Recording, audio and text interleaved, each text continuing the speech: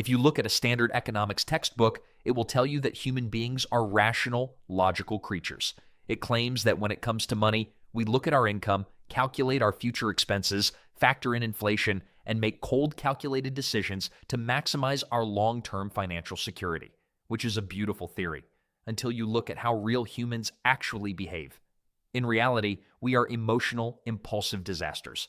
We will actively skip buying a $4 coffee to save money, and then celebrate that financial victory by ordering $47 worth of lukewarm takeout on an app because we had a slightly stressful Tuesday.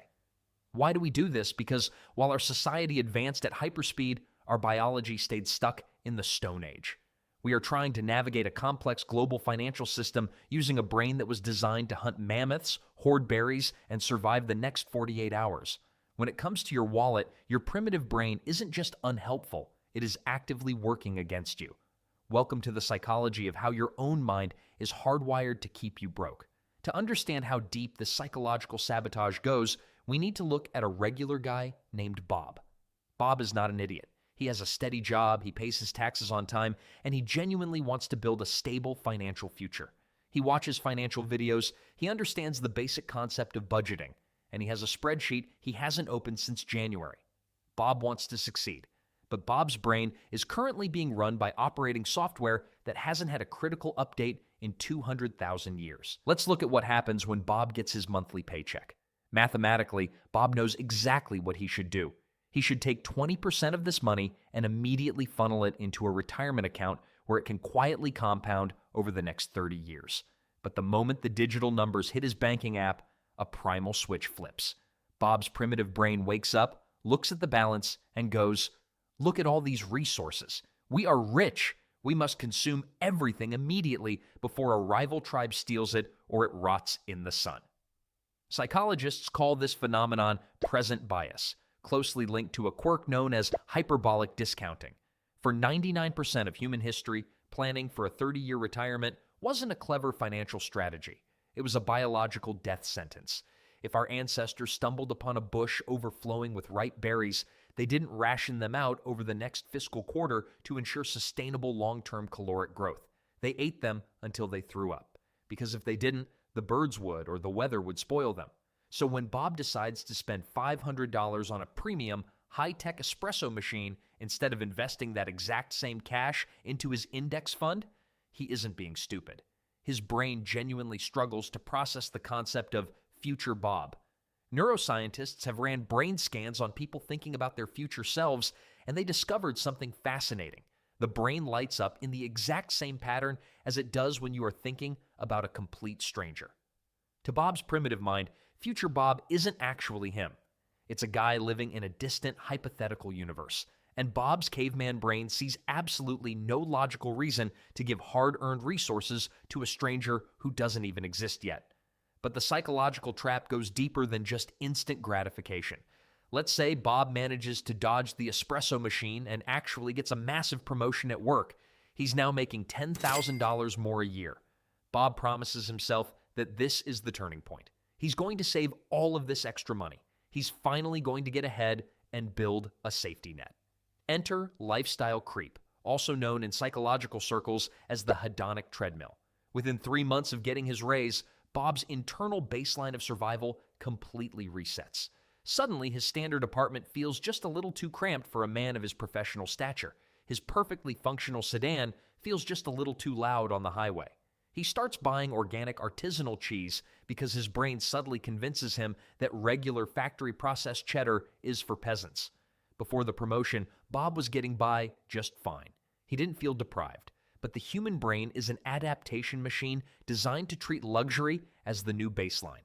As soon as your income increases, your expectations and perceived needs rise right alongside it to match perfectly.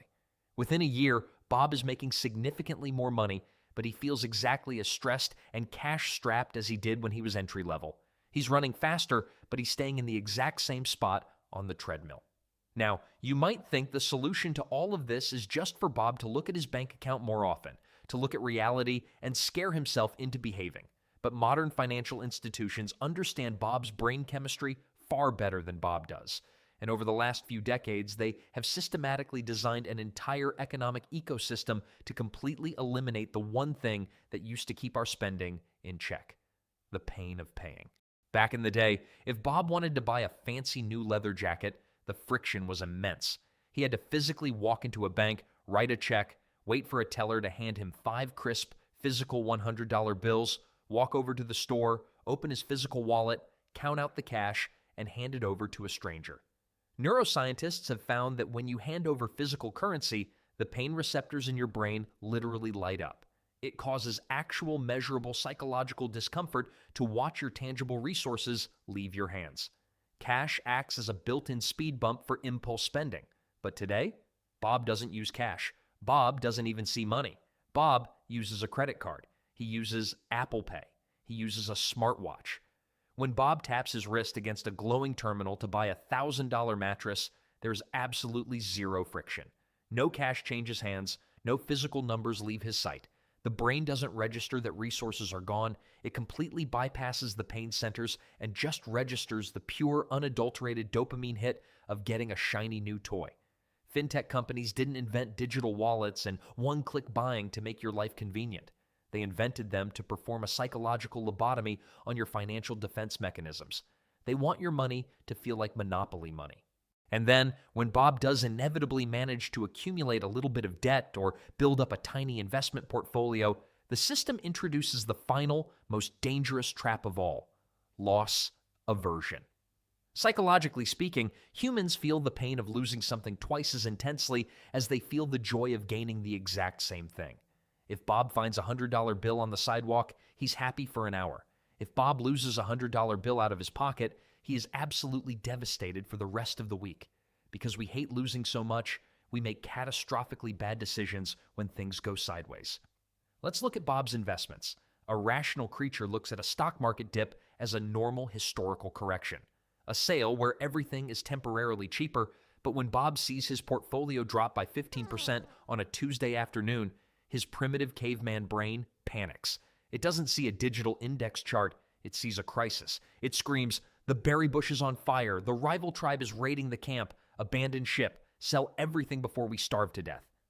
Bob sells his investments at the absolute bottom, locking in his losses because his evolutionary programming is incapable of thinking in decades. He reacts to a temporary market fluctuation with the survival panic of a prehistoric hunter trapped in a blizzard. So where does that leave Bob? And where does that leave us? Are we doomed to be perpetual victims of our own biology, floating down a river of debt while multinational corporations hand us digital oars that don't work? Are we trapped in a cycle of working harder just to pay off things we didn't need, bought with money we didn't have, to impress people we don't like? Not necessarily. The trick isn't trying to magically cure your brain of 200,000 years of evolution. You cannot override the caveman through sheer willpower alone. Willpower is a finite resource, and by the time you've survived a long day at work, your willpower reservoir is completely empty. But what you can do is build an environment that tricks the caveman. You have to design a system that works with your flaws instead of pretending they don't exist. If Bob knows he lacks the discipline to save money at the end of the month, he needs to take the choice out of his own hands entirely. He can automate his savings so that the money leaves his checking account the exact microsecond his paycheck arrives.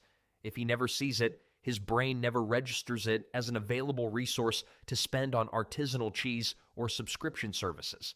If he knows that digital tapping makes him spend too much, he can actively reintroduce friction, deleting shopping apps from his phone, freezing his credit cards in a block of ice, or switching back to a strict physical cash budget for his weekend fun spending. We have to accept that our minds are beautifully flawed, wonderfully outdated pieces of biological machinery trying to survive in a hyper-optimized digital zoo. The modern financial world is a game explicitly designed to drain your wallet by exploiting your ancient survival mechanisms, but once you understand the hidden rules of your own psychology, you can finally stop pulling the lever on the slot machine. Take a page out of Bob's book. Stop trying to negotiate with a caveman. Automate your savings, put down the credit card for a week, and give your brain a much-needed break from the modern financial simulation.